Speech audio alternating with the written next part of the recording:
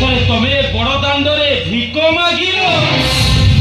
ଆରେ ରୋହନ, ଆଉ ତମ ଭିକ ମଗା ଟଙ୍କାରେ କଣ ମତେ ତମେ ଡାକ୍ତର କରିଛ? କାହିଁକି ଭାଇ? କାହିଁକି ତମେ ଆମ ମାନଙ୍କୁ ମିଛ କହିଲ? ଆଉ କଣ ପାଇଁ ତମେ ଆମ ସମସ୍ତଙ୍କ ବିଷ ହାତରେ ବିଷ ଭରିଦେଲ? আরে কথাটা টিকে চুপ করে। আরে লোকে শুনিবে, ମୋ କଥା ତ ଟିକେ ବୁଝିବାକୁ ଚେଷ୍ଟା କର। କଣ ମୁଁ ବୁଝିଲି? ଆଉ କଣ ତମେ ମତେ ଶୁଣେଇବ? ମୁଁ ଭିକାରୀ ନୁହେଁ, ତୁ ଥରେ ମୋ ପରିସ୍ଥିତି କଥା ବୁଝିବାକୁ ଚେଷ୍ଟା କରେ। ଥାଉ, ମତେ ତମେ ବୁଝେଇବା ଦରକାର ନାହିଁ କି ମୋ ନାଁଟା ତମ ପାଟିରେ ଦରକାର ନାହିଁ।